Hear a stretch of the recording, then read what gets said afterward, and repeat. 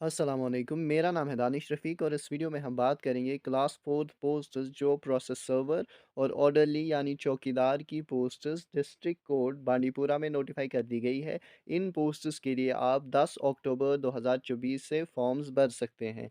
अगर हम सैलरी की बात करें, प्रोसेस सर्वर की पोस्ट जो आपकी एमटीएस की पोस्ट होती है, इसमें आपकी सैलरी 19,900 से लेकर 63,200 के बीच में रहने वाली है और जो ऑर्डरली की सैलरी है आपकी 14,800 से लेकर 47,100 के दरमियान रहने वाली है। आपकी यहाँ पे प्रोसेस सर्वर्स की 4 पोस्ट्स है, जो 2 ओपन मेरिट कैंडिडेट्स के लिए, 1 एससी कैंडिडेट्स के लिए और 1 एसटीज़ के लिए। यहाँ पे एसटी 2 कैटेगरी आरबीएज़ और ओबीसीज़ के लिए कोई भी पोस्ट नहीं है। ये कैंडिडेट्स यहाँ पे ओपन मेरिट से कम्पीट कर सकते हैं। और ऑर्डरलीज़ की पोस्ट्स अगर हम देखें तो ओपन मेरिट के लिए 2 है, एससीज़ के लिए 1 और एसटीज़ के लिए कोई नहीं। यहाँ पे एसटी कैटेगरी 2 के लिए भी कोई पोस्ट नहीं है, आरबीएज़, ओबीसीज़ के लिए भी कोई पोस्ट नहीं है। जो भी कैंडिडेट्स इन कैटेगरी से बिलॉन्ग करते हैं, उनको यहाँ पे ओपन मेरिट ट्रीट किया जाएगा। क्वालिफ़िकेशन की अगर हम बात करें तो प्रोसेस सर्वर की पोस्ट के लिए आप 12th पास कम से कम होने चाहिए और ऑर्डरली जो चौकीदार की पोस्ट है, इसके लिए आप 10th पास होने चाहिए। मिनिमम और मैक्सिमम एज की अगर हम बात करें तो आपकी एज कम से कम 18 साल होनी चाहिए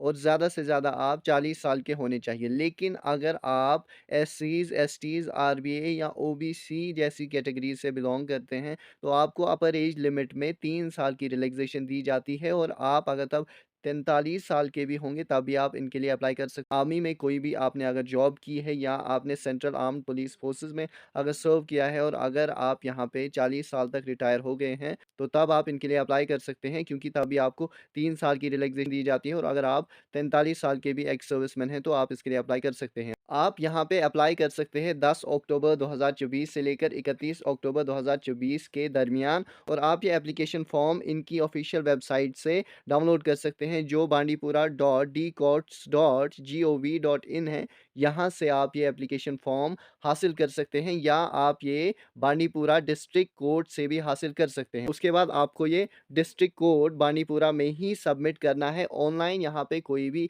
प्रोविज़न नहीं है, आपको ये ऑफ़लाइन ही प्रोसेस करनी है। प्रिंसिपल डिस्ट्रिक्ट एंड सेशंस जज बांडीपुरा में आपको ये सबमिट करना है और आपको ये सब चीज़ें ऑफ़िस आवर्स के दौरान ही करनी है। जो मतलब ऑफ़िस की टाइमिंग होती है, उसी वक़्त के दौरान आपको फ़ॉर्म लाना भी है और सबमिट भी तभी करना है। फ़ीस की अगर हम बात करें तो आपको यहाँ पे ₹500 पे करना है और आपको ये 500 जम्मू कश्मीर बैंक में जमा करने हैं, जो आपको प्रिंसिपल डिस्ट्रिक्ट एंड सेशंस जज बांडीपुरा के नाम पे जमा करने हैं। मोड ऑफ सिलेक्शन की अगर हम बात करें तो आपकी सिलेक्शन यहाँ पे इंटरव्यू के बेसिस पे होगी और जो भी आपका यहाँ पे काम है, उसी के बारे में आपकी जो रिलेवेंट नॉलेज है, उसी का आपका इंटरव्यू होगा और जिस दिन आप इंटरव्यू में अपीयर होंगे, आपको उसके लिए कोई भी पैसे नहीं दिए जाएँगे, आपको अपने एक्सपेंसेस खुद ही बियर करने पड़ेंगे।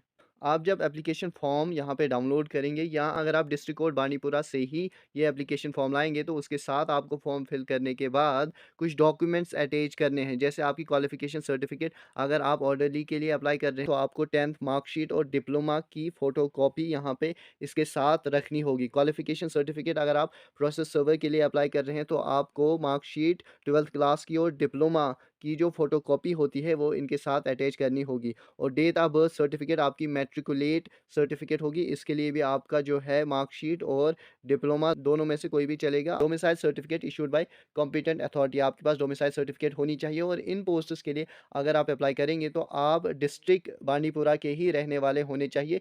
बाकी किसी भी डिस्ट्रिक्ट के यहाँ पे अप्लाई नहीं कर सकते और आधार कार्ड की फ़ोटोकॉपी भी आपको इसके साथ रखनी होगी। और कैटेगरी सर्टिफ़िकेट, अगर आप किसी भी कैटेगरी से अप्लाई करते हैं, तो आपको कैटेगरी सर्टिफ़िकेट की जो फ़ोटोकॉपी है, वो भी साथ में रखनी होगी। मुझे लगता है इतनी इन्फॉर्मेशन देना ज़रूरी था। इसके अलावा भी अगर आपके मन में कोई भी सवाल है, आप कन्फ्यूजन में हैं, तो आप हमसे पूछ सकते हैं वीडियो के कमेंट्स में। Thank you.